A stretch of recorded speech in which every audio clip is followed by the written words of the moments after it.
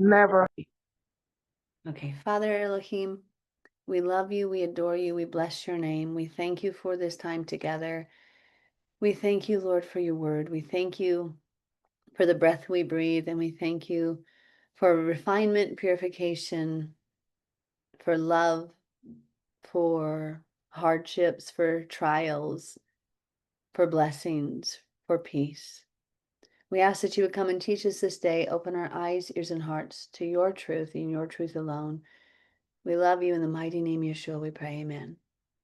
So I really liked the idea of Ruth. Cody, how are you doing, by the way? Everybody kind of give a shout out to Cody. He lost his father this week. That is not easy. I lost my mother in 2016. She was 61 years old, and I don't know how old Cody's father was, but that is one of the it's one of the most disturbing things when you lose a parent. I know Angela's gone through it as well. When you lose a parent, it's like your rock, your pillar, the person who was supposed to take care of you is gone and they're not there anymore. And so how are you doing, brother? I'm I'm making it. I'm making it. I just got to get my mom settled and get her settled for the rest of her life. So That's yeah, that's and that's hard. Also, now you got a widow to take care of. Oh my goodness, so hard. So hard. My heart goes out to you. I'm praying for you all. And I just know that it's such a heartbreaking experience. So keep Cody in prayer. If you guys have questions, if you'd like to join the Zoom, feel free to come over to the Zoom. We have kind of a small group tonight. It's late, I know, on the East Coast. Here comes Miss Laura. Hello, hello. Hi, Renee. Hi, guys. Um, and if okay, so Jeanette has a question or something that's going on over on. Did I miss something? Laura was requesting the Book of Lamentations also. Okay.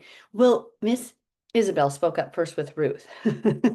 And since I know we don't have that one on there, do we have the Book of Lamb? I'm gonna have to, with my obsessive compulsive brain, I'm just looking away from the YouTube right now because I was gonna get lost in trying to fix that. I'm like, I'm just gonna let it go. Um, I do think that do we have Lamentations on the channel, or do we just go through that together? And just a reminder, those of you who are there, I hear people not muted. If we don't mind, I'll just keep you You muted. do have it on the channel. Yeah, I thought we had it. So let's try as a group to hit the books that we don't have on the channel, since I have a lot of it covered on some of it covered on podcast up to Second Chronicles, and then we have a whole bunch of it covered on YouTube.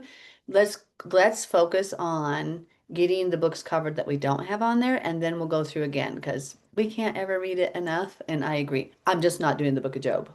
Just not doing the Book of Job on here. Sorry, Ange. Sorry, Cassandra. You guys can do it together. Why don't you have a little Job party? Have a little Job. Okay, Sarah and Katie has a question. This is Katie. We're driving home right now, and I Yes. just wanted to say I really want to do Ruth, and that it's my favorite book. Thank you. Well, awesome.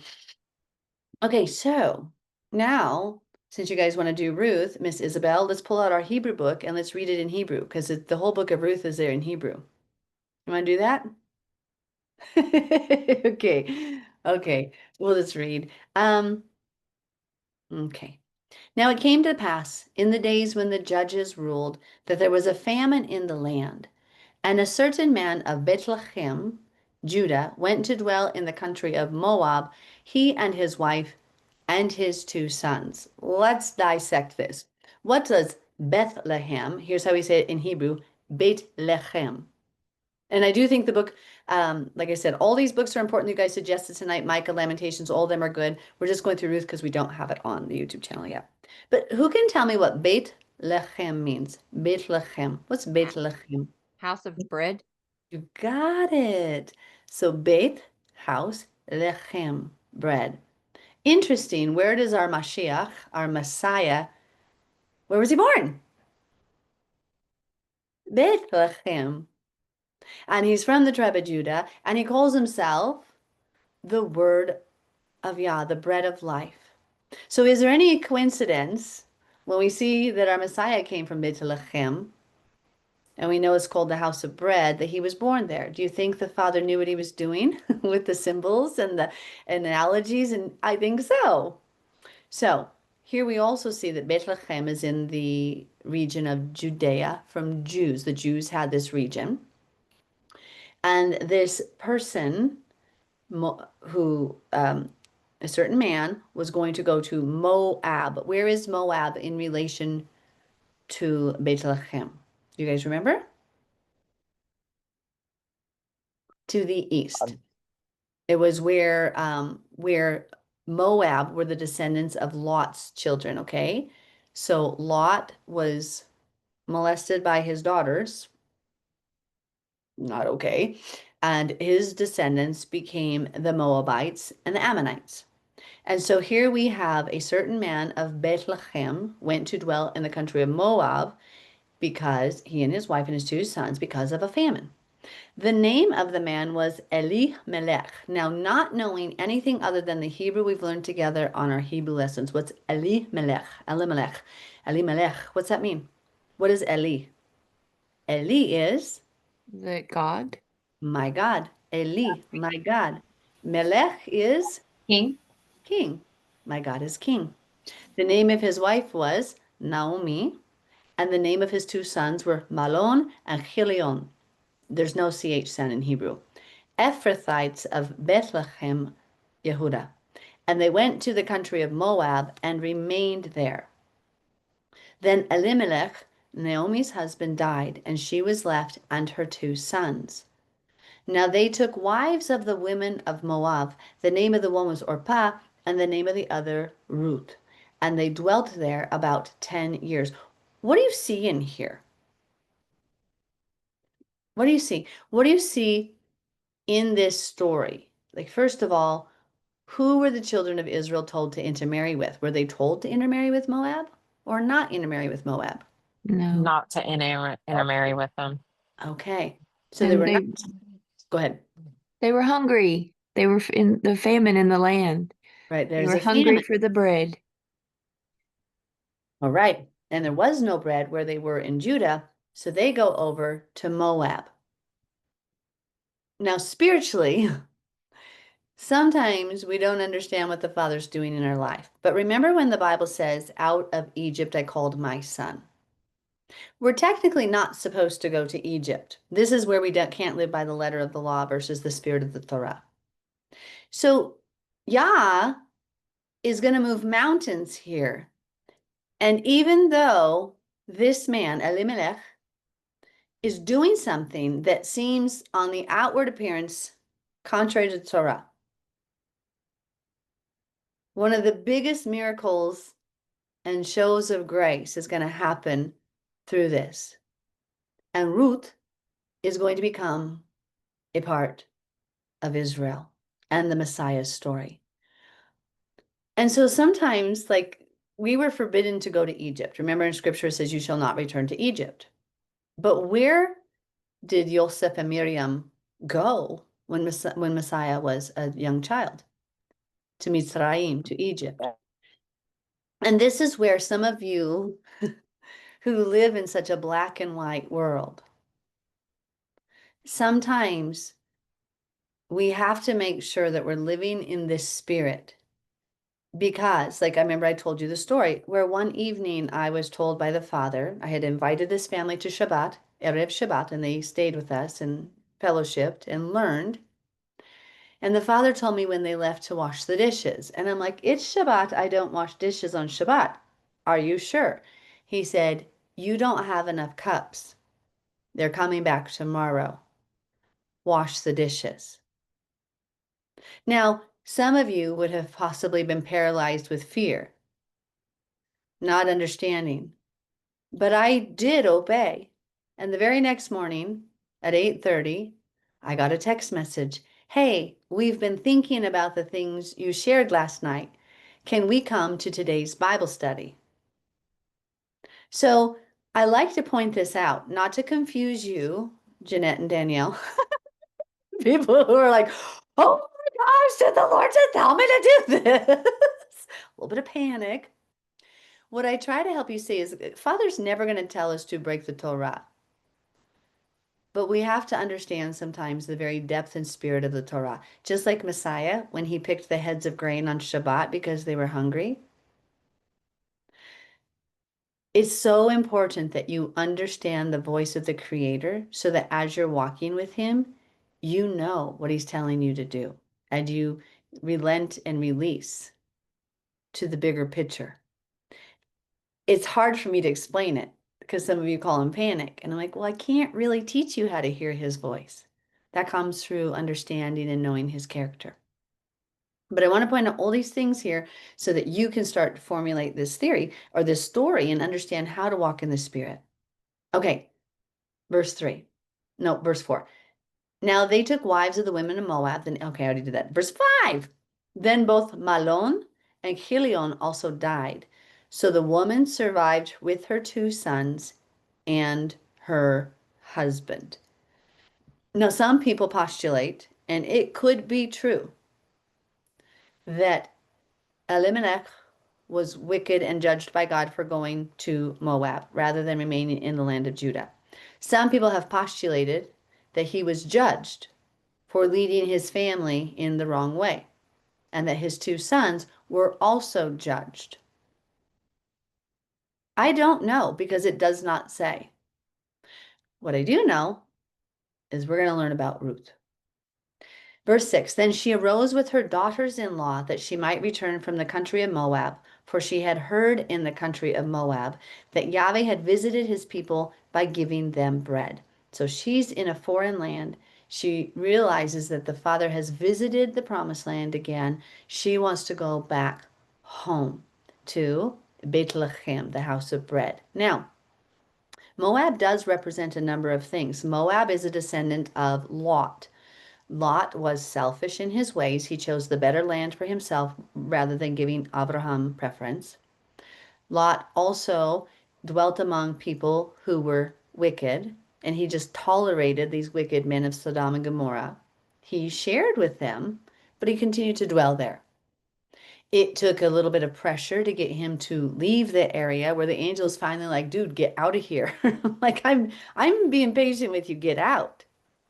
And so there are all sorts of things that Moab actually represents here. And could it be that Elimelech, Malon, and Chilion were in fact covered in their hearts in these sins?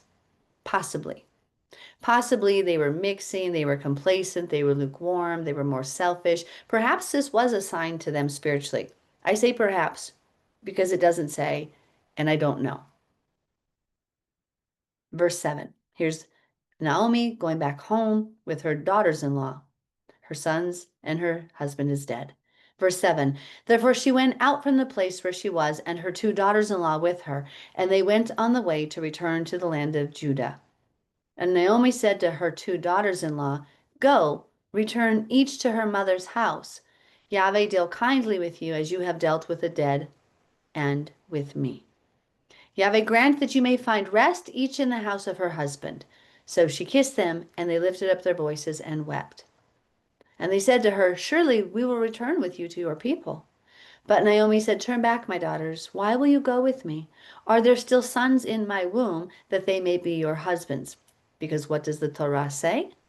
When a man dies childless, his brother is to have a child with the widow, so that that child would continue on the name of the father. But she didn't have another son. And so she's referring to Torah here, and she says, would you wait for me to have a child? Does the law pertain even to the Gentiles? Yes. Here's Ruth and her sister-in-law, who are both Gentiles. They're Moabites, but they're choosing to cling to Yah. One faith, one way, one hope, one law. Turn back, my daughters, go, for I am too old to have a husband. If I should say I have hope, if I should have a husband tonight and should also bear sons, would you wait for them till they were grown? Would you restrain yourselves from having husbands? No, my daughters, for it grieves me very much for your sakes that the hand of Yahweh has gone out against me. We do see Naomi is very bitter. She knows that she's been judged by Yah. She feels judged by Yah. She has been perhaps judged by Yah. Like I said, it is quite possible that Elimelech, Malon, and Chilion were in fact judged for doing that which they were not to do. I don't know, but there's a bigger plan being worked out here. So were they led by God to do this? Were they led by Yah to do this? Or was their deceitful heart in the way they got judged? These are things to think about and pray about, because either one could be happening here. Verse 14, then they lifted up their voices and wept again, and Orpah kissed her mother-in-law, but Ruth clung to her. So just so you know, in Hebrew, it's Ruth, not Ruth. There's no TH sound. And she said, look, your sister-in-law has gone back to her people and to her gods. To her people and to her gods. Return after your sister-in-law. Now, first of all, Naomi's heart here is pretty dumb. She should have been saying, hey, come serve our God, the one true God. She's not even trying to proselytize these people, but she should have been. She's like, look, she just went back to her gods. You can see a lack of born-againness in this story. You can see a lack of faith. But Yah only has imperfect people to work through. There's still a beautiful story being worked out. Verse 16, but Ruth said, entreat me not to leave you or to turn back from following after you. For wherever you go, I will go, and wherever you lodge, I will lodge. Your people shall be my people, and your Elohim, my Elohim. Where you die, I will die, and there will I be buried. Yahweh, do so to me, and more also, if anything but death parts you and me. When she saw, this is Ruth, when Naomi saw that she, Ruth, was determined to go with her, she stopped speaking to her. It doesn't mean literally they never said other words. It means in that moment about that situation, she's like, fine, do your thing. Now the two of them went until they came to Bethlehem. And it happened when they had come to Bethlehem, the oldest city was excited because of them. And the women said, is this Naomi? But she said to them, do not call me Naomi. Call me Marah, for the Almighty has dealt very bitterly with me. I went out full, and Yahweh has brought me home again empty. Why do you call me Naomi, since Yahweh has testified against me, and the Almighty has afflicted me? So Naomi returned, and Ruth the Moabitess, her daughter-in-law with her, who returned from, So Naomi returned, and Ruth the Moabitess, her daughter-in-law with her, who returned from the country of Moab. Now they came to Bethlehem at the beginning of the barley harvest. When is the beginning of the barley harvest in the scriptures? When is that time frame? Abib. Abib. That's the beginning of the year. So the barley is the early crop. So what's going on here is we have the early harvest in the first month of the year. This is what's going on. Now this is rich with symbology of the end time prophecies if you see it. What do you see in this story of Naomi going to Moab and returning with a Gentile believer? What do you see? Anybody see any pictures, any prophecies, any lessons in this? One law for the native born and the sojourner. Return of Absolutely. Israel and the lost. You got it. So here is Judah, who has fallen, going to Judah's in America. I mean, my family's Jews. We're in America, right? We came through Prussia, Russia, Germany into America. The Jews did that which they were commanded not to do. They fell in order to help their brother Ephraim come back, who had become the fullness of the Gentiles, who were the Melech HaGoyim, who were a little bit rich and fat and selfish. And you see all these things? And here, Ruth is coming back. That symbolizes, I believe, the Ephraimites, the 10 tribes of Israel that became the fullness of the Gentiles. And Naomi doesn't see the big picture yet. She's just bitter. She's like, I don't even know what's happening here, but God Almighty has dealt horribly with me. And if we look at like the Holocaust and the Bolshevik Revolution, like the Bolshevik Revolution is when my family came over to get away from that. There's some bad things that Yah allowed to happen to us because of our sin. But in the process, he used the children to spread the gospel, to spread the truth, to spread the ways of Yah. So I see a big picture here, and I think Dale sees what I was seeing. Chapter 2. There was a relative of Naomi's husband, a man of great wealth of the family of Elimelech. Elimelech, my God is king. His name was Boaz. Now, when we look at Boaz, Bo is come. I want to look here. I don't remember what it means. I just want to make sure I look at it properly. So fleetness. So this is saying fleetness, like fleetness of foot, I guess. If you say bo ruach Elohim, it means come. But to this, they're saying it means fleetness. So it must be fleet of foot. So we have Elimelech, his relative. So my God is king and his relative fleet of foot. Sometimes I think these things matter. When we look at the word for Ruth, I forgot to show you guys what that means. The word for Ruth means friendship. Friendship. Now, another word for friend in Hebrew is chavera, but right here it means friendship. And Naomi means, let's look at it because I didn't look at this, we just picked it tonight. Naomi means my delight. So I think that if we start to write down these names and you start to do a little lesson on this, you're going to see a beautiful picture. My delight. So we have Naomi, his my delight, the delight of Yah. She doesn't understand what's happening. She has a daughter-in-law who's called Friendship. Friendship is being extended from the Jews to the first disciples were all Jews who spread the gospel message to the Ephraimites. Do you see where I'm going with all this? Okay. I thought it was beautiful. So Ruth the Moabitess said to Naomi, please let me go to the field and glean heads of grain after him in whose sight I may find favor. And she said to her, go, my daughter. Now, where in the Torah do we see this command? What is Ruth doing? And When what command is being fulfilled? God told him not to clean all of um, the stuff off the field so the poor and people could get food. Right. It's hard to hear you, Khalil, a bit. I'm so sorry, sweet, but I'll repeat it here. We are told not to glean the edges of our field. They are for the poor, the widow, the orphan, the stranger. Oh my goodness. She's a poor, stranger, and a widow. She got 3 of those things knocked out. She needs food. She needs food. Was there a handout welfare system? No, she had to go do the gleaning. She had to go work. But you were to leave the edges of the field for people exactly like her. So Ruth, the Moabitess, she's like, let me go. I'm going to walk in the fields behind our relatives. Verse 3. Then she left and went and gleaned in the field after the reapers. And she happened to come to the part of the field belonging to Boaz, who was of the family of Elimelech.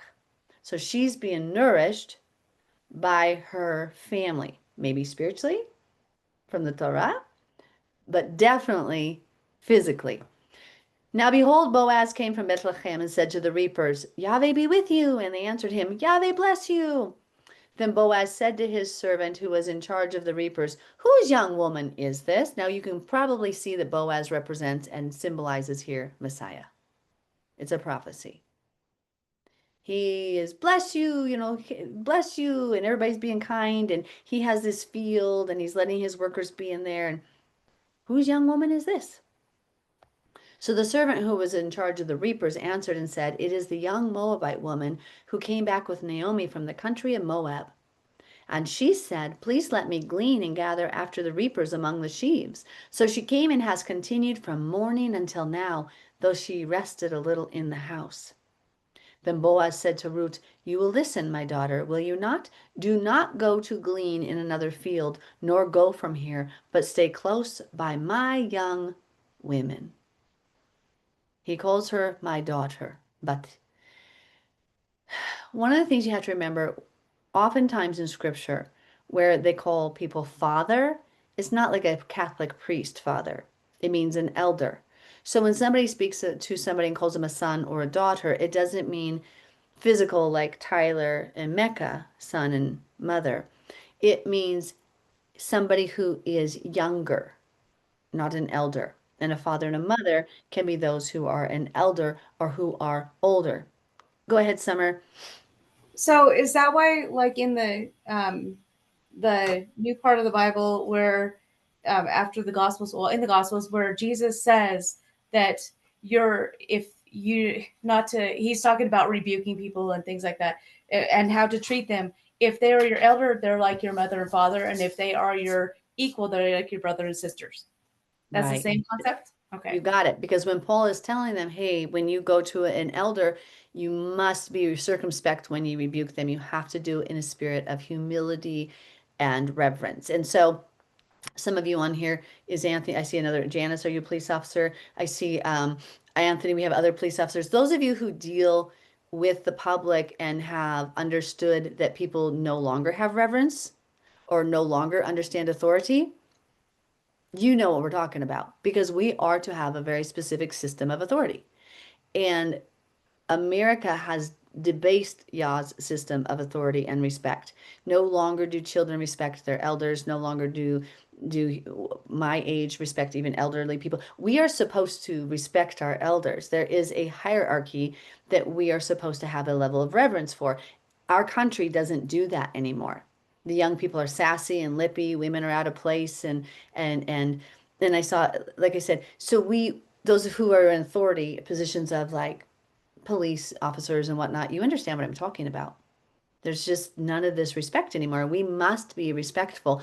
You don't have to agree and condone bad behavior, but there still must be a level of respect. So here we see Boaz, who is an older man, calling Ruth his daughter, even though she's not physically daughter. That's not what he means. He says, do not go glean in another field. Stay right here by my young women. Now think about this spiritually. This is Mashiach, Yeshua, who's telling Ruth, stay right here by my people, my children Israel, as they gather food. Now, how beautiful is that? Absolutely gorgeous. This is a woman who was not, quote, lawful to enter the assembly. But why was she lawfully able to enter the assembly? And him accepting. Because she was no longer a Moabite. See, those of you who were Native Americans, like my husband, those of you who were Scottish, those of you who were Germans, those of you who had other nationalities, African Americans, Latino, you're no longer anything other than an Israelite. You are an Israelite. See, your identity, you're not German. You're not Prussian like my family, Prussian Jews. We're nothing other than Israel. So here we see Boaz as a prophecy and picture of Messiah who is telling Ruth, hey, you stay right by my people. You stay right here in Glean. Okay, go ahead, Dale. Oh, maybe he's working. Okay, I'll keep reading. Verse 9. I'm okay. I'm Oh, here. go ahead. Sorry. Hang on. I was thinking about what you were saying about the daughter deal, and I'm just kind of curious, I guess. We were Mhm, talking that she said, your people be my people, and your Elohim my Elohim. And we know that Joab is the kinsman redeemer, which is what Jesus is our redeemer. So I'm just mhm. wondering if you're seeing a representation in there of the redeemer accepting this Gentile as family, Absolutely. Exactly. It's this because he whole doesn't kinsman distinguish it redeemer. differently. Right. It's the whole Uh, kinsman redeemer image. He's telling her, stay right here. He's the kinsman redeemer for her lost husband and her father-in-law who died. He is the one who is to watch after her, and she's grafted in now. Is that okay, yeah, that's what I thought I was seeing. Thank you. Yep, it has. Yes, so Boaz is the kinsman redeemer. So let's go through this too in the Torah. So we saw the prophecy of where, we see the picture of leaving the edges of your field. That's right in the Torah. Here we see the kinsman redeemer. So, for example, Boab was a relative of Elimelech. That means the portion of land that they inhabited and tended in Israel was owned by the same family of Judah, right? They're all here together. And so Boaz, in order to take care of these people who don't have men to provide for them, is helping these women from his same lineage to stay right there. Okay, Khalil, hold your question. I'm going to go through the chapter like I normally do and then offer up questions at the end that way. But I think that's a great point. Here we have the kinsman redeemer, the gleaning of the edges of the field, all sorts of the Torah being walked out. Is this burdensome? Is this a bondage thing? Or is this beautiful? This is absolutely beautiful. Look how the Torah teaches us how to love each other. This kinsman redeemer is providing food for the people who lost their husbands. This kinsman redeemer is saying, glean the edges of my field. I'm obeying the Father, so I love my neighbor. I'm letting this beautiful process work out, and it's all about love. Got a wet, sloppy fish to slap in the antinomian's face there. Stop saying the law is burdensome. This is all beautiful. Okay, verse 9. Let your eyes be on the field which they reap and go after them. Have I not commanded the young men not to touch you? So they wouldn't chase him away. Because why? Because he's not telling her to stay at the edges of the field any longer. He says, you go ahead and go right down the rows with my guys. Okay? Have I not commanded the young men not to touch you? And when you are thirsty, go to the vessels and drink from what the young men have drawn. I might have died back then because I don't share drinks and I have a hard time people touching my stuff. I might have not lived very long. Lord help me. So she fell on her face, bowed down to the ground, and said to him, why have I found favor in your eyes that you should take notice of me, since I am a foreigner? Whew. This should be our salvation cry. I'm a Jew, but I had to do the same cry because my blood lineage couldn't save me. We should all be crying out to our Boaz, our Messiah, our Yeshua. Why have I found favor in your eyes that you should take notice of me, since I'm a foreigner? And not only is this a picture of the prophecy of the restoration of Israel coming back, the prodigal son, the 10 tribes that were scattered. This is a picture for every single one of us who was a foreigner by birth. We were born by default into a fallen world. The natural law of sin and death reigned over us, and through salvation, through faith and great grace, we have come into covenant with Yah. Verse 11, and Boaz answered and said to her, it has been fully reported to me all that you have done for your mother-in-law since the death of your husband, and how you have left your father and your mother and the land of your birth and have come to a people whom you did not know before. Apply this to your own life again, kiddos. He sees where you have forsaken your family, you have left those who do not love him, and you have clung to the remnant of Israel that now makes Yah and his kingdom theirs. You are a kingdom of priests, holy to Yah, committed to his Torah, his kingdom rules. And you have family. How much did it feel like family when you were here at Miss Anna Dover? It felt like family. Like we were family. That was family, huh, Tristan? Huh, Haley? Huh, Shalini? Huh, Mecca, Tyler? This is family, huh, Yesenia? All the people, I'm trying to see all the names on here. Krista, anybody I'm seeing that was here, Jeanette. This is family, Summer, Marvin, Sarah, Katie. I'm not on the next page, so I'm sorry if I don't see you. This is family. You might have lost a mama, daddy. You might have lost a brother, sister. You might have lost who you thought was your friends. But you have the family of Yah, and we're all different. And we all love Yah, and we love each other. And we would let you glean the edges of our field. You saw a lot of gleaning of the edges of the field here, didn't you, kiddos? Oh, there's Cheryl. She was here too. I should look at the next page so I don't leave anybody out, but please don't get offended. I'm not trying to leave anybody out. I just don't see it. Okay. So he heard of her good deeds, her works. Revelation 2 and Revelation 3 said the 7 churches, the 7 bodies of ecclesia will be judged by our works.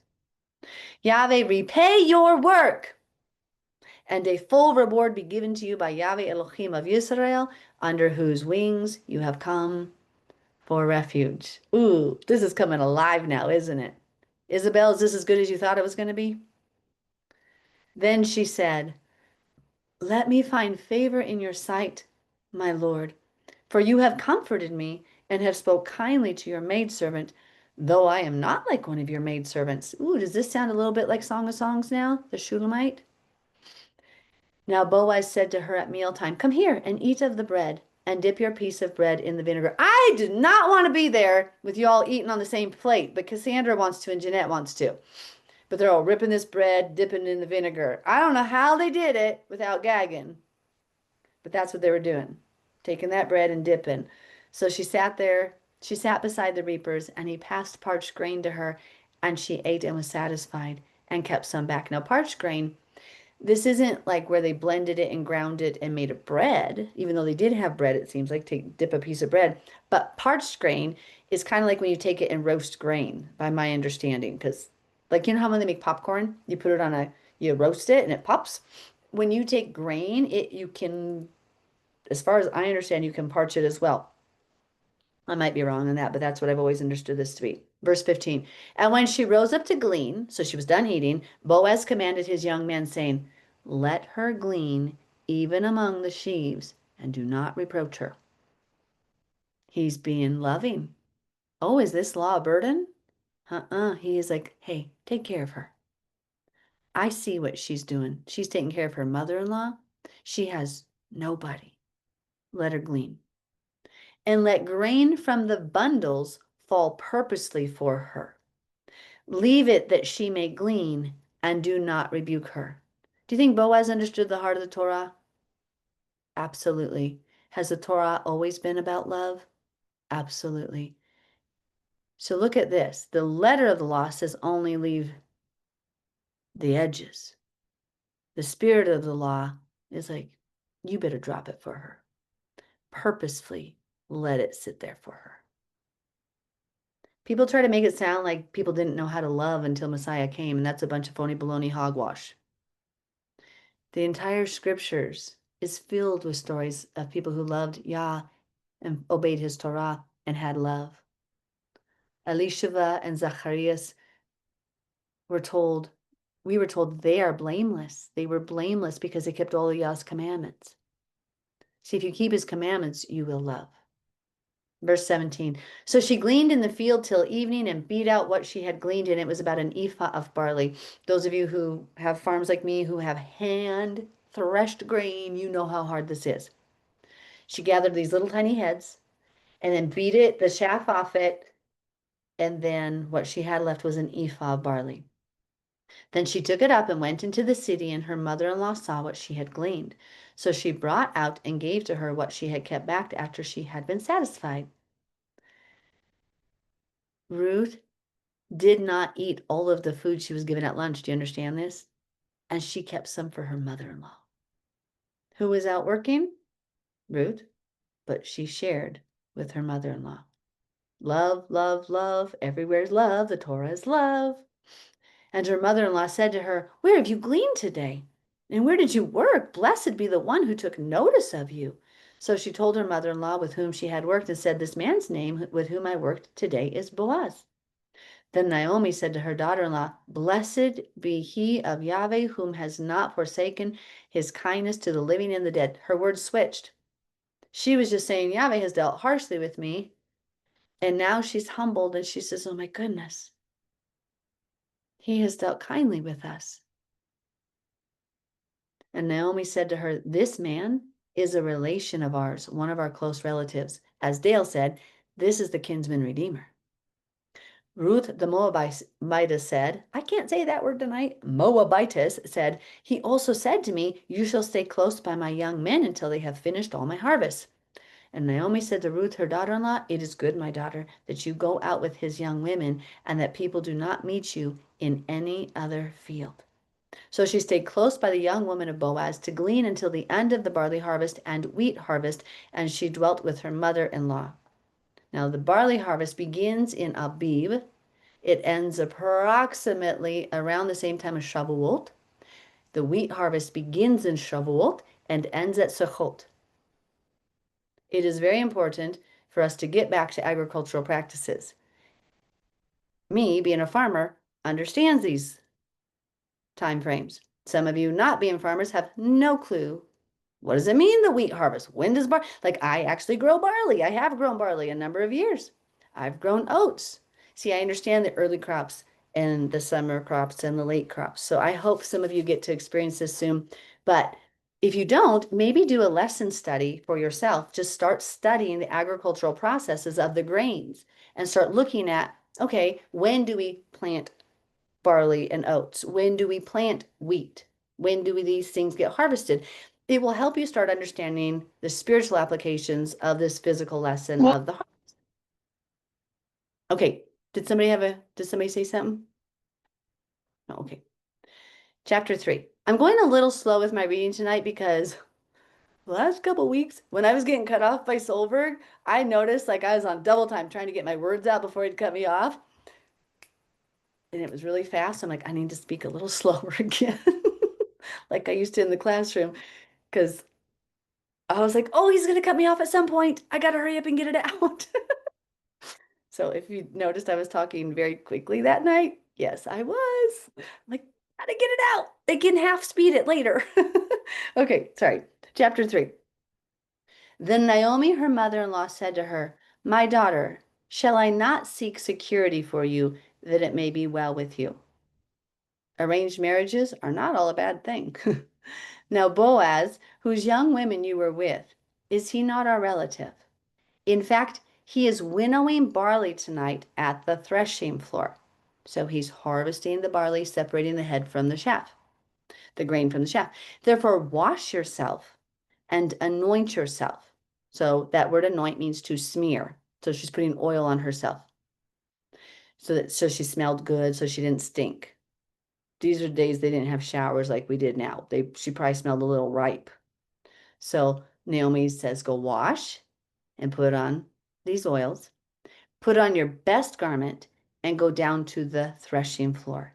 But do not make yourself known to the man until he has finished eating and drinking.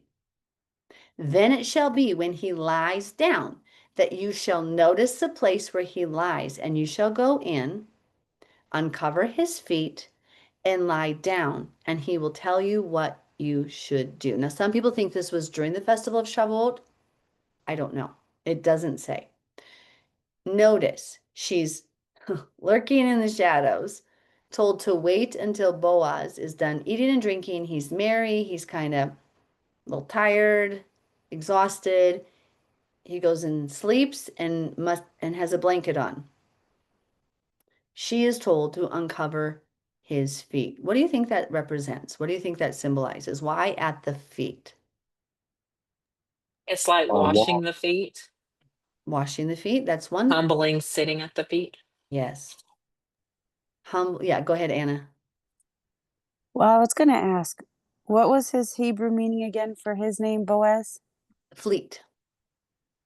Like fleet of foot, like fast, quick, fleet of foot. Okay. When she uncovered his feet to sit at them, I remembered his name and I wondered if there was a connection Fleetness, there. it probably is fleet, fleetness of foot because you're fleet on your feet, if you're quick and fast. But she takes herself to his feet, dressed in her best garments, and she submits herself fully to him at the lowest level. Remember the woman who washed Yeshua's feet with her tears, anointed his feet. And I don't know if you have ever felt like groveling before, but I know often I'm at the feet of Yeshua and I am just face down on the floor before him. So here she is in a very submissive, humbled pose. Notice she didn't go sleep with him and do relations. She wasn't a floozy. That wasn't appropriate. Some of you who have in the Torah movement who, oh my gosh, these whole things. Well, if you have relations, you're married. I'm like, no, there's a penalty for having relations before you're married. Please read the full Torah. Just having relations doesn't make you married, numchuck. Like, I'm sorry. So here she is waiting. They are not doing anything inappropriate. Okay, verse 5. And she said to her, so Ruth said to Naomi, all that you say to me, I will do. Whoa, American women. This lady wasn't arrogant. She wasn't brash. She wasn't rebellious. She wasn't sassy. She wasn't proud. She was submissive.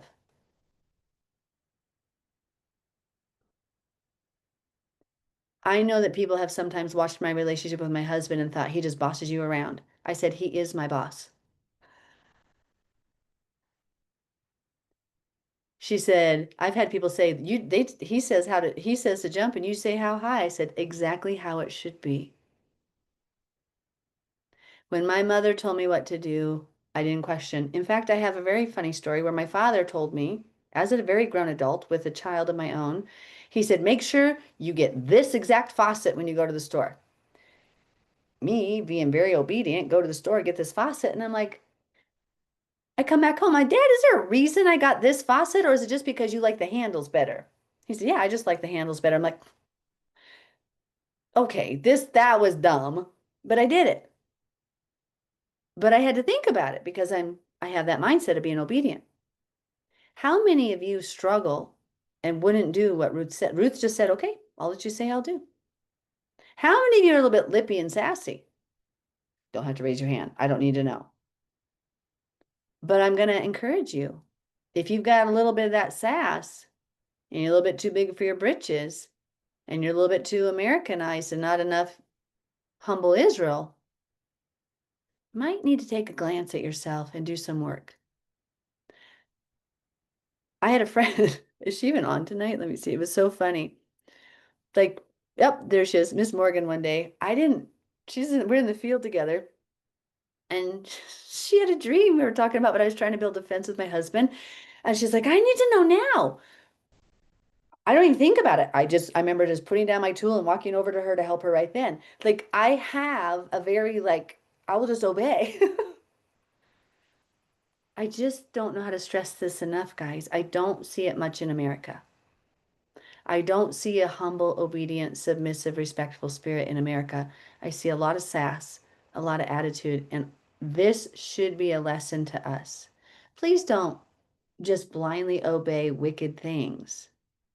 And there's some horrible, wicked Torah counselor out there that's telling women that you should be thankful when your man is just beating the crap out of you and that you should take it as you're breaking. Please don't listen to that woman and get far away from her. I'm glad I don't know her name, but I'd want to go twist her nose for a minute. That's not okay. To do and tell people. Don't say that that's your breaking that you deserve. That's evil. Now, should you be humble? Should you repent of anything you do? Should you be merciful and pray for the soul? Yeah, but you don't just sit there. That's not what God intended for you. That's not a good thing. I don't know what this person is saying. Yes, our afflictions are to teach us humility, but she was taking it to this extreme level. So please don't listen to people like that. Just so you know. Okay, so Ruth says, all that you say to me, I will do. That should be your motto. Write that in your journal if you need a little bit of humble pie and work. So she went down to the threshing floor and did according to all that her mother-in-law instructed her. Didn't argue, didn't lip. And after Boaz had eaten and drunk and his heart was cheerful, he went to lie down at the end of the heap of grain. And she came softly, uncovered his feet, and lay down. So he's laying at a heap of grain where he's harvesting. Again, symbolic, I think, of Yeshua and the grain he's harvesting, the food, the word of God, all these things that it can symbolize. She comes in, she's laying there. Now, it happened at midnight. This is not 12 o'clock. It means in the middle of the night, that the man was startled and turned himself, and there a woman was lying at his feet. And he's like, oh my gosh, who's this? And he said, who are you? So she answered, I am Ruth, your maidservant. Take your maidservant under your wing. So it's like spread the corner of your garment over your maidservant, for you are a close relative. So my husband did a wedding recently, a Hebrew wedding. What did we have the man do? Took his talit and wrapped it around his wife. He took her under his wing, his covering. And that's what she's saying. She actually is making a marriage proposal. She's like, will you take care of me? Will you be my husband? for you're the kinsman redeemer. You're a close relative. Then he said, Blessed are you of Yahweh, my daughter. Again, this is not incestuous. This is not his physical daughter. For you have shown more kindness at the end than at the beginning, and that you did not go after young men, whether poor or rich. And now, my daughter, do not fear. I will do for you all that you request, for all the people of my town know that you are a virtuous woman. Proverbs 31 a little bit. Now it is true that I am a close relative. However, there is a relative closer than I. Stay this night, and in the morning it shall be that if he will perform the duty of a close relative for you, good. This is the kinsman redeemer, he who is to take him. Let him do it. But if he does not want to perform the duty for you, then I will perform the duty for you, as Yahweh lives. Lie down until morning. So she lay at his feet until morning, and she arose before one could recognize another. Then he said, Do not let it be known that the woman came to the threshing floor, because it could have looked inappropriate. She wasn't inappropriate, but they're trying to say, yeah, this could look scandalous. So go home before people are seeing you. And he is going to go inquire and see if anyone else younger than him would like to sire a child, to raise up a child for this woman, take her under their wing. Verse 15, also he said, Bring the shawl that's on you and hold it. And when she held it, he measured 6 ephahs of barley and laid it on her. Then she went into the city. 6 days' work. She had gathered 1 day's work. He's like, here. Because remember, she had gathered an ephah that day. So he's like, just give her a whole bunch. Bless her. When she came to her mother-in-law, she said, Is that you, my daughter? Then she told her all that the man had done for her. And she said, These 6 ephahs of barley he gave me. For he said to me, Do not go empty-handed to your mother-in-law. Then she said, Be still, or sit still, my daughter, until you know how the matter will turn out. For the man will not rest until he has concluded the matter this day. Now Boaz went up to the gate and sat down there, and behold, the close relative of whom Boaz had spoken came by. So Boaz said, Come aside, friend, sit down here. So he came aside and sat down. Now this Peloni Almoni says literally so and so. So it's like, come aside, friend, so and so. So come aside, so and so. That's literally what it says in the Hebrew there. Come aside, so and so, which I think is kind of funny. I just wanted to point that out. And he took 10 men of the elders of the city and said, Sit down here. So they sat down. Again, there's all sorts of numbers here. Number 6 is the number of man. There's 6 days of creation, 6th period of 1,000 years before Messiah returns, and the wedding festival, 6th, and then 7th. There's just so much here. The 10 can be the 10 tribes of Israel, the 10 scattered tribes. So he took the 10 men of the elders of the city and said, Sit down here. So they sat down. Then he said to the close relative, Naomi, who has come back from the country of Moab, sold a piece of land which belonged to our brother Elimelech. And I thought to inform you, saying, Buy it back in the presence of the inhabitants and the elders of my people. Torah, anybody? Leviticus, anybody? If one sold the land, they could redeem it back so that it stayed within the family. If you will redeem it. But if you will not redeem it, then tell me that I may know. For there is no one but you to redeem it, and I am next after you. And he said, I will redeem it. Then Boaz said, On the day you buy the field from the hand of Naomi, you must also buy it from Ruth the Moabitess. Because remember, it went from Elimelech to Malon and Chilion, the sons. I can't remember which one was her husband. The wife of the dead, to perpetuate the name of the dead through his inheritance. So the first child from Ruth would be to perpetuate the name of her dead husband.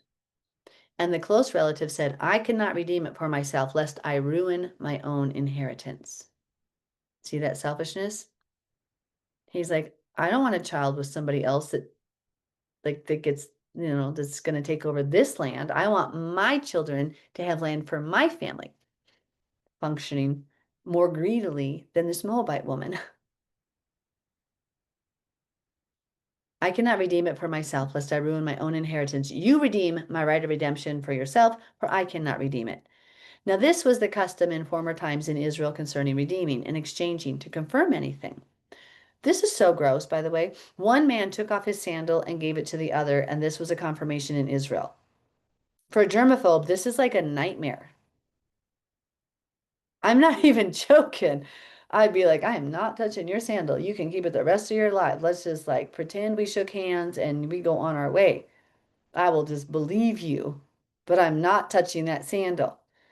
I had a hard enough time today. I was watching a little girl. I'm like, I'm not touching this shoe. She's gonna put this on. I know, I'm broken. But hello, this is not a commandment in Torah.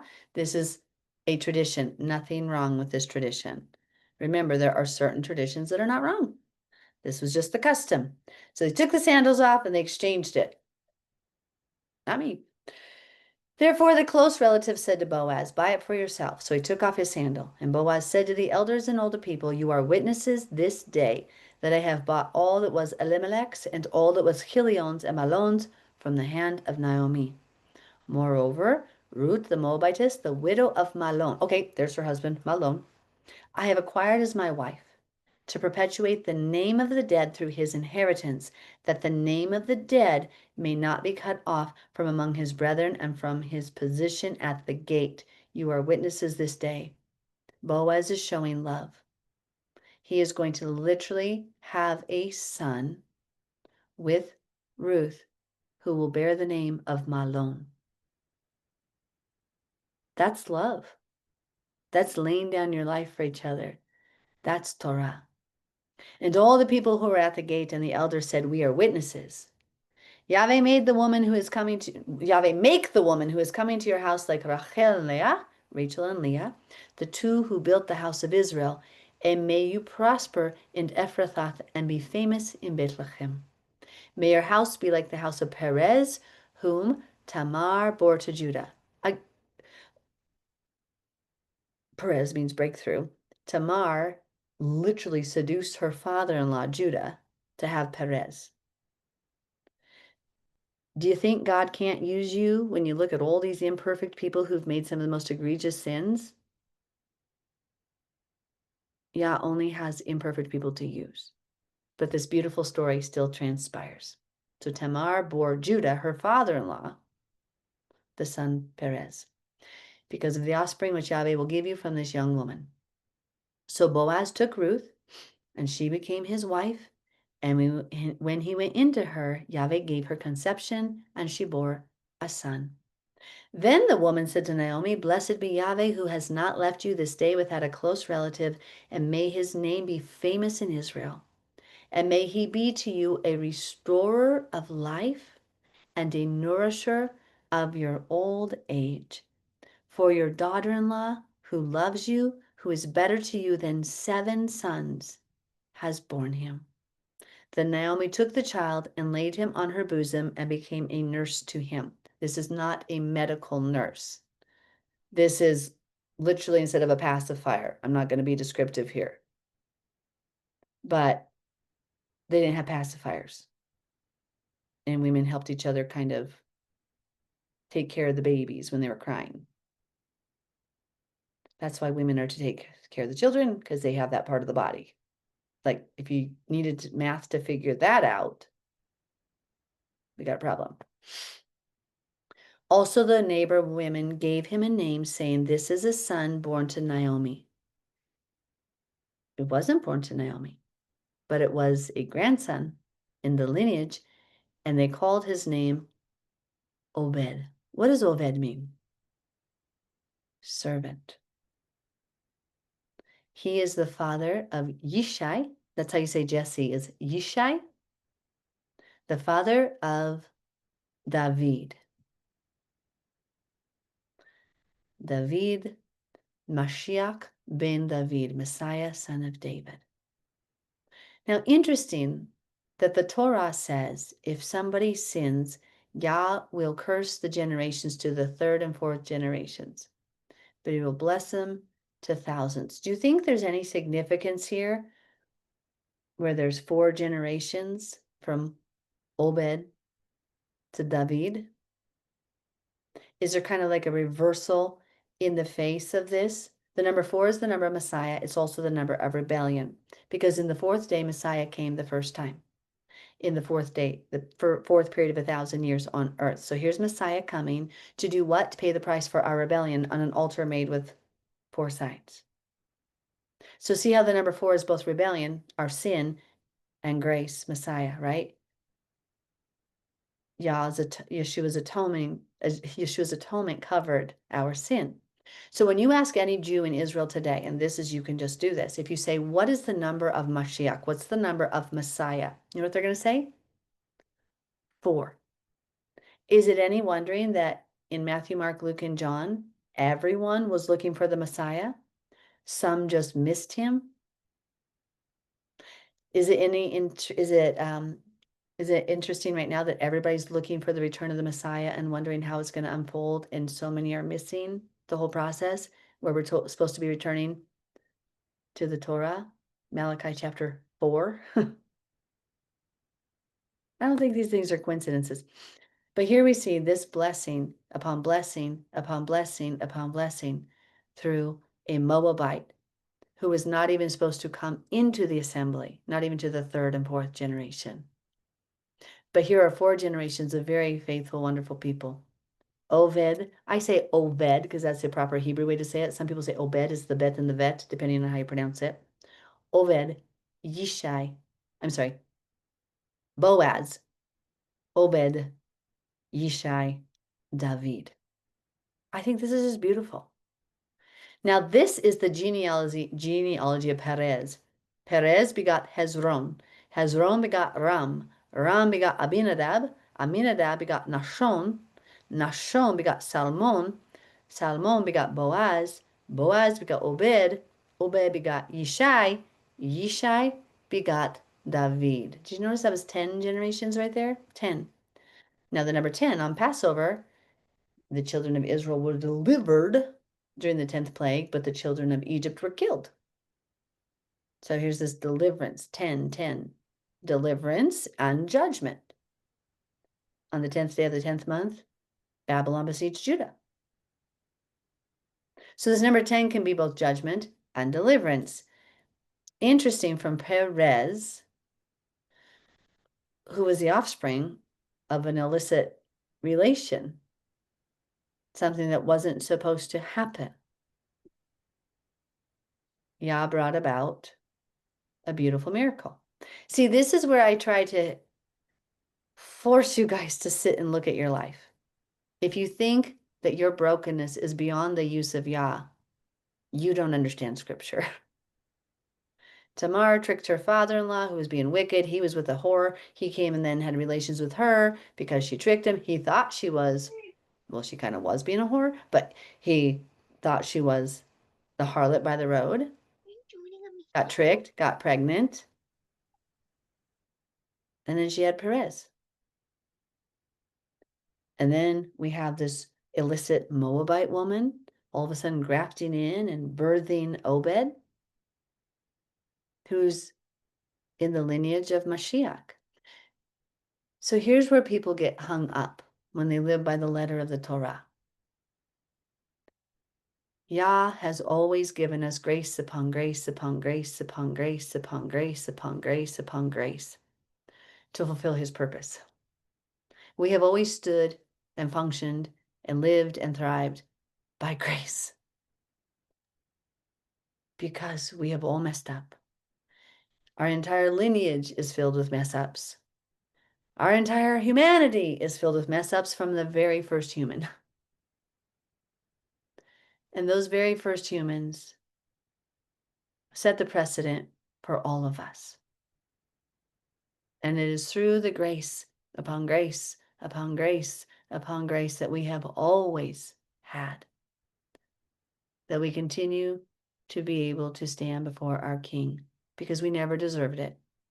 We never will.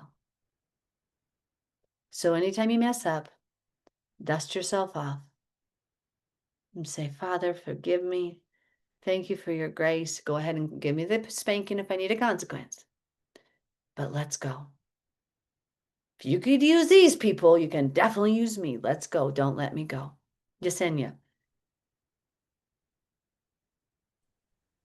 So this, I heard this over and over again. I've read it, and having like this understanding of the heart of Torah is such a good story, and it's short enough that you can bring it to somebody who is talking about the bondage, of the Torah, and how that they just don't understand it. This is such a good short enough story that you can bring like the true heart of it, and to see the blessings, that the physical blessings, the earthly blessings that came to the lineage, and who knows what kind of actual like eternal blessings and rewards Boaz is going to get. But if we would all open our hearts, just do what it says and be open to it, we have no idea. But this story right here gives you one.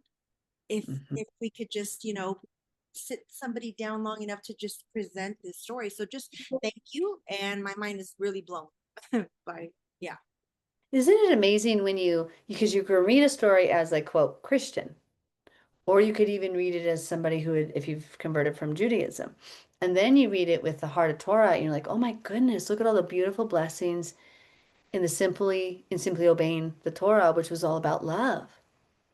Like, how do we love each other? Well, this is a great book to show it. The whole picture here of Messiah Yeshua showing us grace and mercy, because I don't care who you are. We were all foreigners. And I remember when I first came to Torah, the father did not let my Aunt Marie come here for 3 years. He kept telling me I was a Levite, but I'm like, I thought I was grafted in. And I was confused because I'm like, I know you can't be grafted into the tribe of Levi, but I was like, well, I don't know. He keeps telling me I'm Levi. And then my Aunt Marie comes up from Missouri and she's like, well, we're Jewish. Don't you know we're Levites? And I'm like, oh my gosh. And our family last name is Cohen. It just, but the father told me, because they said, Lord, why did you wait 3 years to show me? And he said, because you had to understand that this message was for any Gentile or Israelite. And you had to understand it from the idea and perspective of a Gentile first so that you can properly share it. I was like, great. Thanks, yeah. So when people are always concerned about where they come from, I'm like, it doesn't really matter. Don't care what tribe you're from. Yah will show you in that day. He was telling me, so if he's telling you, then listen, because then he knows what he's talking about. But yeah, this whole story of Boaz, the kinsman redeemer, even now that part of the story doesn't really relate to Messiah, because he doesn't tell other people they can redeem us. He doesn't say, you can have her first. He doesn't like give other people right over you first. That part is just showing the whole kinsman redeemer process. But this is a beautiful application, like Yesenia's saying, of the Torah. I don't know any Christians who don't. In fact, the women who were calling us a cult, like literally, were studying the Book of Ruth that day at our retreat. We were there at the retreat, and the women from our little town at the other table were saying we were a cult for following the Bible and living like Yeshua, and they're trying to study the Book of Ruth. And I kept wanting to go over there and help them understand it because I could hear they weren't understanding. But I'm a bad cult leader. I didn't go over and try to force them to join the cult. Okay, Dale. Hey, just a question observation, I suppose. I was thinking and looking as we're going through this and seeing all the Torah references, looking at Ruth. Ruth, going back to the first, she said, your people will be my people, your God will be my God. Well, that is Levitical law. When the foreigner joins themselves to Adonai thy God, they are to be observed as a natural born Israelite. Whatever tribe they settle with, they are identified with that tribe from then on out, and they receive an inheritance of land in the kingdom. Did Ruth know the Torah? Who taught her? And it doesn't say that, but that's interesting because Ezekiel 47 very specifically does say that any Gentile that comes to Yah will get an inheritance and live in the port and live with whatever tribe he or she chooses to sojourn. Can you tell I'm exhausted tonight? Holy buckets, I can't even talk. So tired. I just found it kind of curious that she would say that. And I'm like, well, was that just kind of like an accidental thing where she's saying, oh, I love you so much, I want to be with you? Or did she actually know what she was doing? She might have. I mean, if you think about it, It's not very far. So this is present day Jordan. Jordan is right there by Israel. Like we know that the Torah was around. We know that the Torah was found in the Qumran caves in the Dead Sea Scrolls, which is right there in this region.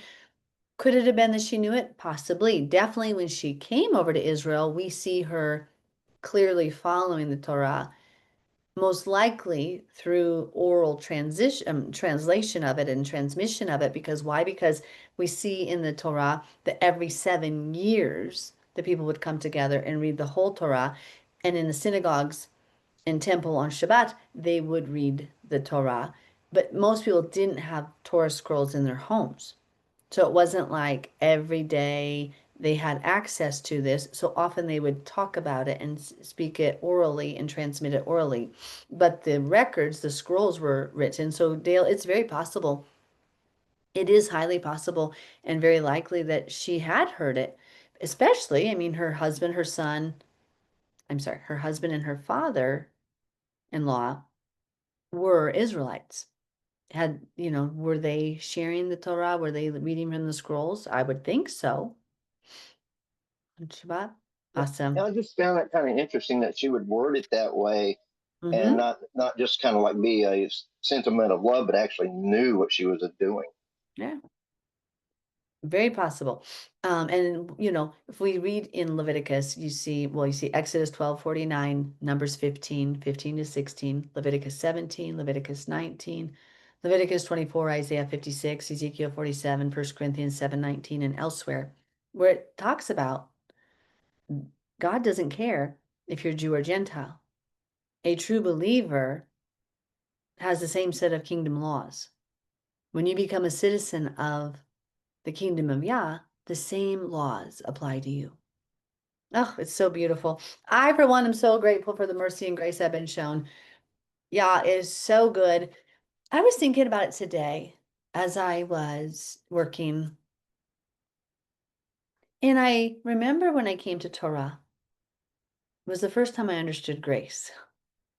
Because in the light of the beautiful Torah, I realized how much I'd been shown mercy and forgiveness, because I'm like, oh my goodness, I'm breaking a lot of these commandments. And here's been my very patient, merciful Father bearing with me as I just fly him the birdie, dress like a hoochie, cuss like a trucker, drunk all the time. I literally had a different bar every night I went to. I'm not joking. Ask my husband, he will tell you he's never met somebody who partied more than me. Cigarettes, Marlboro Reds, Gauloises, whatever I could get. Everything bad. Christmas, birthday cakes at Christmas time. Like, let me double whammy it. You know what I'm saying? It's like everything I was doing was harlotry upon harlotry upon harlotry. And here's my gracious Yah saying, hey, I'm trying to save you. Would you like to come with me? I really love you. I see beyond your yucky. I see beyond your floozy. Come on. And I had to have quite a few near-death experiences where he kept punishing me in an effort to save me. And then when I understood the grace I had been shown, oh, I remember the first time in my life understanding grace. Christians don't understand grace. That's the saddest thing. I stood in a Christian church my whole life until I was 25 years old. I trampled the grace. I trampled his blood. I took it for granted. Smoking pot, preaching Jesus. I'm so sorry, Father. Thank you. Forgive me. But then I understood. I understood what I had done and the mercy I'd been shown. And I'm sorry, but till the day I die, you can intimidate me, threaten me, call me every name you want. I'll never reject the Torah of my God. I'll never reject my Yah, because I know what he's forgiven me of. I know the grace he's shown me. And this is why we have to remember to be firm with those behind us, firm on the system, come against the Jezebel spirit in the church, the spirit of Balaam, but love the people and help them to understand. Because we were floozies and we didn't understand. And yes, Yah has to be firm with us. So I'm not saying just to be all like, oh, osmosis waves in the air. But we've got to help them understand. You're going to have to be strong. There's a huge shift that has happened this year. I've been doing this 24 years, 23 and a half years. There is a huge shift in the heavens. And there are more angry people than ever before. That religious spirit. Remember, I told you there's a division coming, and those who don't come out of Babylon, that demon is going to attack them. The frogs are in the system. You can feel the anger even more. The vitriol is through the roof from the religious people. And this is exactly what happened at the time of Messiah, Yeshua. They weren't that incited against John the Baptist, were they? They were like, whatever, who is this dude? And then when Messiah was there and John the Baptist at the same point were going, this started just to explode. And see, right now, as the spirit of Elijah is really being unloosed more than it has been the last 30 years, now it's like at a crux. What you're going to see is a huge, huge explosion of anger, vitriol, and wicked religious spirits coming against the truth. So if you're crying about having a bad hair day, if you're frustrated that your husband was grumpy at you, honey, toughen up, because it's about to get really, really ugly. And you can't be intimidated into backing down. You can't be manipulated into emotional responses. You must practice being calm and gentle in all situations. Firm, loving, truthful, but please, oh please, get control of yourself. That's, you saw me on the Solberg debate. I do believe that part of the whole thing, I knew the Lord told me that he wasn't going to change. He said, this is for others. I hope you saw how Yah enabled me to handle that. I wasn't frustrated once at him cutting me off. I wasn't angry. I didn't take anything personal, but there was no way I was backing down. Like I would never be manipulated or bullied into his lies. This is what you're going to have to do. So remember, the religious spirit is coming harder and heavier than ever before. And particularly, it's going to hit the people that won't come out of the church. And then if they're in your path, they're going to come after you hard. So brace yourselves, be ready, be prepared. Let's just cling to our Messiah and keep going. I love you all. I'm glad we got this time together. Saturday morning, 9 a.m. Mountain Standard Time. I went back to, I know Cass is going to kill me, but it just gives me more time. I did like the 10 a.m., but some of you had a hard time reading the schedule. So then I got like 50,000 messages. Where are you? Are you not doing a teaching today? I'm like, did you not read the schedule? I said 10. So this week we'll go back to the regular time at 9 a.m. Mountain Standard Time. Zoom and Facebook will be continuing the book of Deuteronomy. Yep, and pray for each other, hold each other, help each other, keep each other accountable. Do not coddle each other, like prod each other onto the finish line, okay? And I love you all so very much. And Laila Tov, Laila Tov, Laila Tov, Yeladim Yeshua. Good night. Good night. And connect with each other. Remember, Night. connect, help each other, help each other, help each other. You guys. Love you. Good Good night, everybody. Good night. Laila Tov. Good night.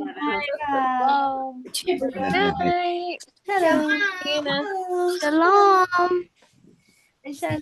Shalom. Hi, Hi, Sarah. Hi. Love you guys. Love you Night, guys. everybody. Hello, Sarah. Miss you all. Okay, guys. Good night. Shalom.